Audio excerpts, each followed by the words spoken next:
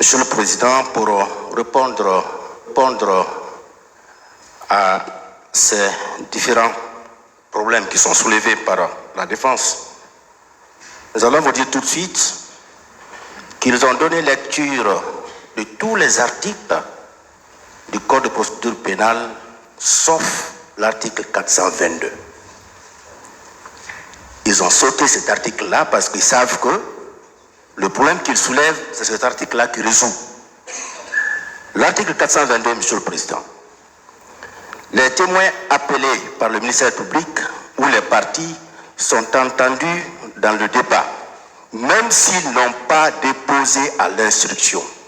Même s'ils n'ont pas déposé à l'instruction, ou s'ils n'ont pas été assignés ou notifiés conformément aux prescriptions de l'article 390.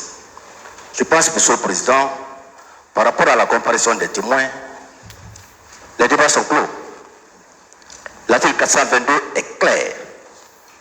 Même si les témoins qui doivent comparaître ici n'ont pas comparu devant le pôle des juges d'instruction, le tribunal a la possibilité de la recevoir ici, recevoir leur déposition. Aussi, Monsieur le Président, nous pensions ce matin qu'on aurait bien remercié le ministère public pour les diligences qu'on a eu à accomplir pour réussir la comparution de ces témoins. Parce que nous avons élaboré une liste des témoins à la date du 26 octobre. Dès le 27, on a remis cette liste-là à un huissier qui a rencontré individuellement les différents conseils des accusés et qui a procédé à la signification et nous a fait retour de ces différents exploits.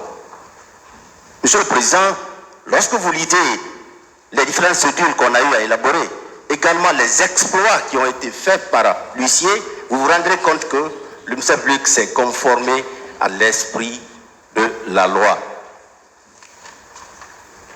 Aussi, Monsieur le Président, ce qu'il faut préciser, ils ont dit que sur la liste, il y a certains témoins dont les noms ne sont pas précisés.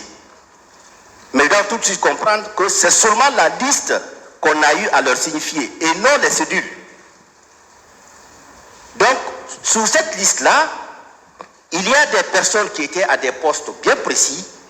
D'ici le passage des témoins, des premiers témoins qui vont comparaître, le ministère public va s'évertuer à ce que ces autres témoins-là soient connus et également leur adresse complète va être répertoriée et nous allons faire des cédules conséquemment pour qu'ils comparaissent aussi pour dire leur part de vérité.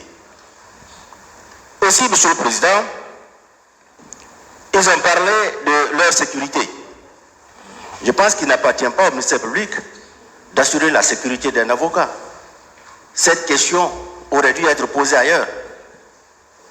En tout cas, ce que nous savons, Monsieur le Président, notre travail consiste à poursuivre, à faire les diligences pour que l'audience se tienne. Mais il ne nous appartient pas, nous, de suivre individuellement chaque avocat partout où il se trouve.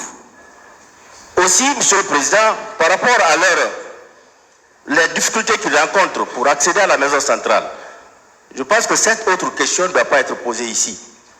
On doit plutôt s'adresser à l'administration pénitentiaire. Il y a un directeur de l'administration pénitentiaire. Lorsque vous avez des difficultés pour accéder à vos clients, je pense que les avocats dont il s'agit doivent se diriger vers l'administration pénitentiaire qui, certainement, a pris toutes les dispositions parce que ce qui est arrivé, on n'a pas besoin de commenter. C'est tout le monde qui a vécu cela. Je pense que si la sécurité est renforcée au niveau de cette maison carcérale, Monsieur le Président, nous pensons que c'est tout à fait normal. Aussi, ils ont parlé de nullité. La nullité des actes de citation. Monsieur le Président, il n'y a pas de nullité sans grief. Il n'y a pas de nullité sans texte de loi. Monsieur le Président, je pense que cette question également ne pourrait prospérer. Je pense qu'à résumer ce qu'ils ont eu à dire, nous pensons, Monsieur le Président, que des manœuvres sont en cours pour empêcher l'évolution de ce procès. Mais ça, c'est sans compter sur votre détermination, la volonté de votre tribunal pour faire éclater la vérité dans cette affaire. Je vous remercie. Monsieur le Président, voudrais juste revenir sur les dispositions de l'article 390 que les conseils des accusés ont bien voulu utiliser pour vous demander d'écarter purement et simplement les citations des témoins. Motif pris de c'est que, comme l'a précisé mon collègue, on a indiqué que les fonctions de certaines personnes et pas leur nom ou leur prénom. Je m'empresse de vous dire que ça, c'est sur la liste qui a été produite. Mais les citations elles-mêmes sont, ma foi, parlantes. Quand vous prenez la citation à témoin concernant M. Tibou Camara, c'est bien indiqué, Tibou Camara est né le 4 novembre 1973 à Dinguiraye.